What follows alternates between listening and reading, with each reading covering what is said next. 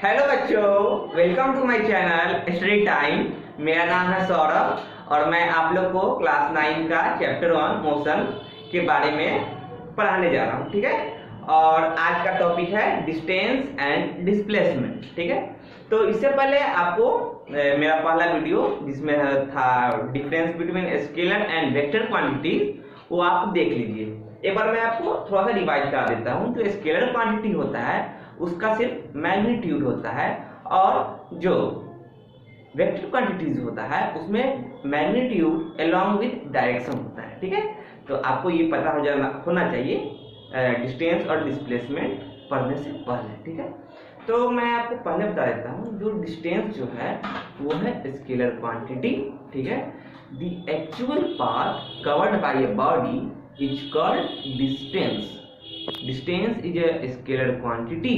ठीक है, तो जब एक व्यक्ति जो है या बॉडी जो है जब अपना एक्चुअल पाथ कवर करता है, देखिए बात सुनिए, एक्चुअल पाथ, जब एक बॉडी अपना एक्चुअल पाथ कवर करता है तो हम उसे डिस्टेंस कहते हैं। ठीक है, और डिस्टेंस क्या है? स्केलर क्वांटिटी है। हाँ, तो देखिए देखिए देखिए तो जो डिस्टेंस जो है वो है स्केलर क्वांटिटी। देखिए distance it is a scalar quantity. ठीक है, it is a scalar quantity.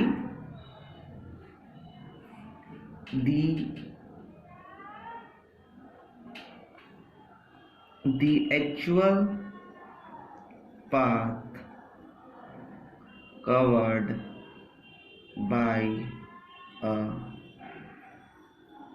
body is called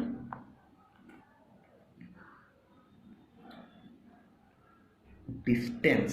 ठीक है, तो देखिए जब एक व्यक्ति जो है वो a body when moves like such a way and reached his destination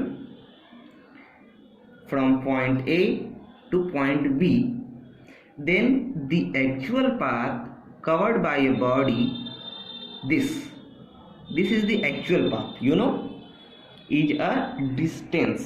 ठीक है, तो ये इस तरह से गया। देखिए इसका डायरेक्ट, इसका देखिए किस तरह से जाता है, ऐसे ऐसे और फिर ऐसे, फिर अपना डेस्टिनेशन के पास पहुंच जाता है। तो यहाँ पे देखिए इसका कोई मैग्नीट्यूड सिर्फ होता है। ठीक है, तो और देखिए ये है डिस्टेंस। अब हम जाने वाले हैं दूसरे टॉपिक डिस्प्लेसमेंट के बारे में। ठीक है, तो जो डिस्प्लेसमेंट जो होता है वो एक वेक्टर क्वांटिटी है, और vector quantity means having both magnitude along with direction.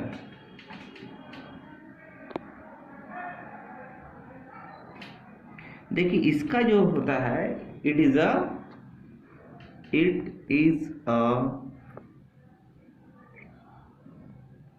Vector quantity means having both magnitude and direction. ठीक है, और इसके बाद देखिए इसका जो डेफिनेशन जो है, the shortest distance, the shortest distance covered by a body is called displacement। तो देखिए अब देखिए ये जो बॉडी है, देखिए फिर से मैं इसको ड्रा कर देता हूँ। ठीक है, इसी को मैं यहाँ पे ड्रा करके आपको बताता हूँ। देखिए तो ये जो है ये तो आपका डिस्टेंस है, ये तो बच्चा आपको पता है। और देखिए और यहाँ पे क्या लिखा हुआ है, डिस्प्लेसमेंट क्या है, डेफिनेशन है the shortest distance covered by a body. देखिए यहाँ से यहाँ ये हुआ आपका shortest distance. From A to B. देखिए ये जो बॉडी जो डिस्प्लेसमेंट है ए टू बी, ये जो है इसका शॉर्टेस्ट डिस्टेंस है। The shortest distance between initial and final position, initial and final position के बीच दिस जो शॉर्टेस्ट डिस्टेंस होता है उसे हम डिस्प्लेसमेंट कहते हैं। कवर्ड बाय, देखिए the shortest distance covered by body. यहाँ पे एक चीज और ऐड कर लीजिए, फ्रॉम बिगिनिंग, फ्रॉम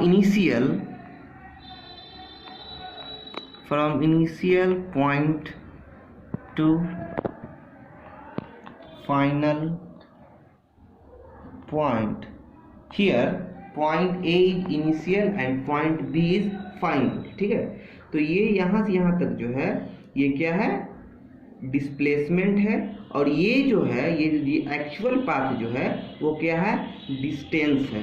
तो देखिए जब एक बॉडी जब ए टू बी जाता है तो डिस्प्लेसमेंट है क्या है, डायरेक्शन भी है। कहाँ से जा रहा है, from A to B, from A to B, तो ये इसका क्या हो गया, डायरेक्शन है। ठीक है, देखिए इट इज वेक्टर क्वांटिटी है। देखिए वेक्टर को किस तरह रिप्रेजेंट किया जाता है, ये देखिए ए एंड बी, और उसको मैं इस तरह से रिप्रेजेंट कर रहा हूँ, तो ये एक वेक्टर क्वांटिटी। लेकिन जब आप स्केलर को लिखते हो, आप डिस्टेंस को लिखते हो, तो सिर्फ आप क्या लिखोगे, ए बी, इसके ऊपर कोई बार नहीं लगता है। ठीक है, और देखिए अब हम वेक्टर क्वांटिटी ए बी है, देखिए ए बी,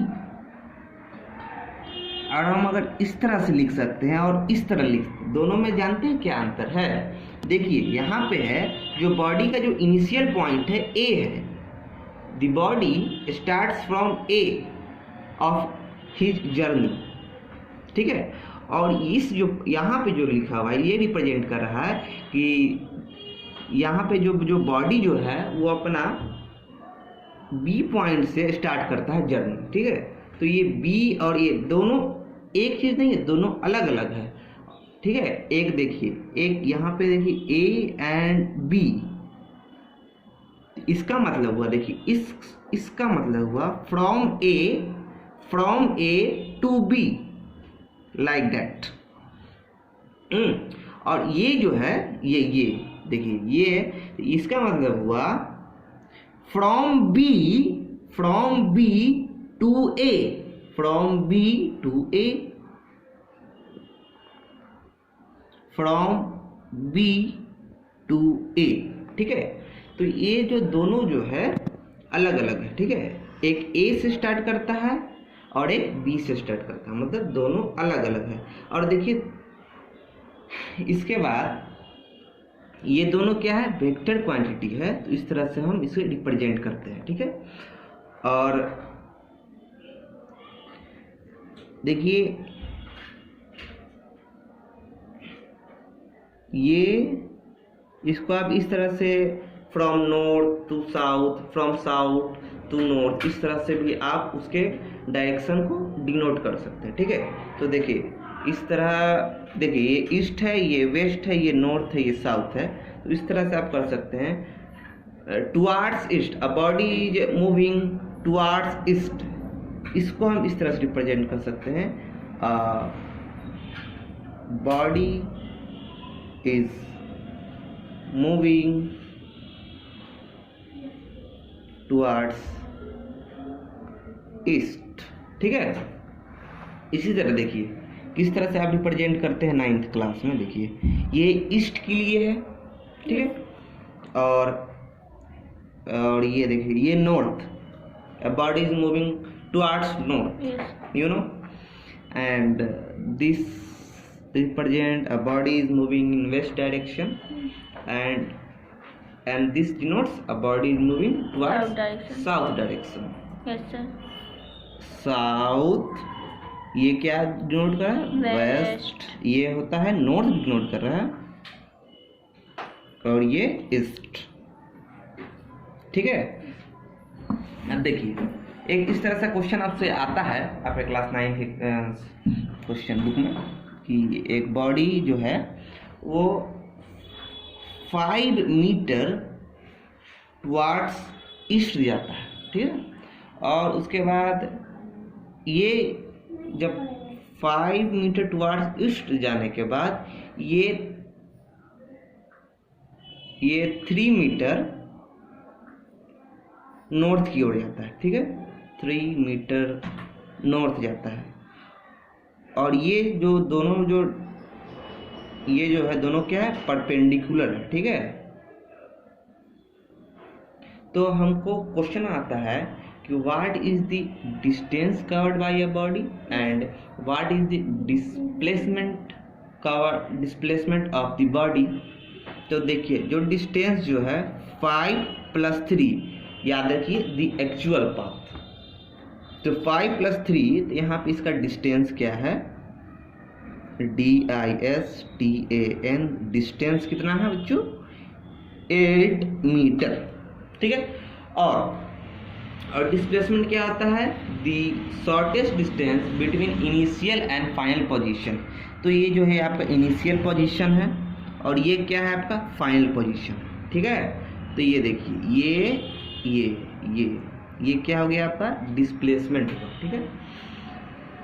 तो डिस्प्लेसमेंट कैसे निकाले, यहाँ पे देखिए ये पाइथागोरस थ्योरम से आप निकाल सकते हैं। ये परपेंडिकुलर है, राइट एंगल ट्रायंगल है। तो ये 5 है, 3 है, तो ये किस तरह से निकलेगा। तो देखिए इसको ये क्या है हमारा बेस है, ये क्या है परपेंडिकुलर है। तो हाइपोटेनस इक्वल टू क्या होता है, hypotenuse equal to √ length square plus height square, length square plus height square. तो ये लेंथ कितना, 5 का स्क्वायर एंड 3 का स्क्वायर। तो देखिए 5 का स्क्वायर 25 एंड 3 का स्क्वायर 9, ठीक है। तो इसको आप ऐड करते हो तो आएगा 34, ठीक है। तो इसका जो डिस्प्लेसमेंट है कितना है, ये 34 है। यहाँ पे जो 34 जो है ये आपका मैग्नीट्यूड है, ठीक है। और इसका आपको डायरेक्शन पता करना है। तो कि इसका जो डायरेक्शन जो है नॉर्थ ईस्ट डायरेक्शन है, मीन्स इसका मैग्नीट्यूड ये हुआ और इसका डायरेक्शन ये हुआ। क्योंकि ये वेक्टर क्वांटिटी है तो यहाँ पे आपको ये रिप्रेजेंट करना जरूरी है, नहीं तो ये स्केलर माना जाएगा, ठीक है। अब हम एक बहुत इंपॉर्टेंट टॉपिक बात करने जा रहे हैं, similarities and dissimilarities between distance and displacement. तो देखिए the magnitude of displacement is always equal to the magnitude of distance, ठीक है। ये आप हमेशा याद रखिए,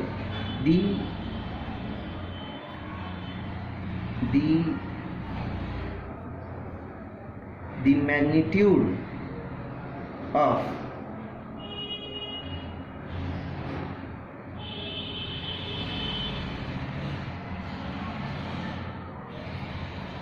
displacement is the magnitude of distance, ठीक है। तो देखिए एक बॉडी जो है वो फ्रॉम A to B जाता है, A to B। तो ये इसका क्या है डिस्प्लेसमेंट है और इसका मैग्नीट्यूड, डिस्प्लेसमेंट का मैग्नीट्यूड डिस्टेंस के बराबर है। देखिए यहाँ पे A to B जो है ये इसका स्ट्रेट लाइन है, तो ये तो हो गया आपका डिस्प्लेसमेंट और इसका एक्चुअल पाथ भी फ्रॉम A to B वो भी स्ट्रेट है। तो magnitude of displacement and distance जो है यहाँ पे बराबर है, लेकिन ये कभी जरूरी नहीं है। देखिए और एक ये देखिए फ्रॉम A to B, तो ये देखिए ये क्या है आपका डिस्टेंस है, ठीक है। और ये क्या है डिस्प्लेसमेंट, ठीक है। तो देखिए डिस्टेंस यहाँ पर इस केस में distance is not equal to displacement, ठीक है। यहाँ पे ये जो अगर मान लीजिए चलिए इसका रेडियस 7 है, रेडियस जो है 7 है, तो इसका जो डिस्टेंस है बच्चों देखिए डिस्टेंस यहाँ पे कितना हो जाएगा, ये रेडियस r है और ये उसका हो गया सरकमफ्रेंस, सेमी सर्कल है। तो सेमी सर्कल है उसका फॉर्मूला क्या होता है, पाई r, ठीक है। तो यहाँ पे पाई का value 22/7 and radius 7 unit. That means जो डिस्टेंस है कितना है 22 यूनिट्स, ठीक है। और यहाँ पे इसका डिस्प्लेसमेंट देखोगे,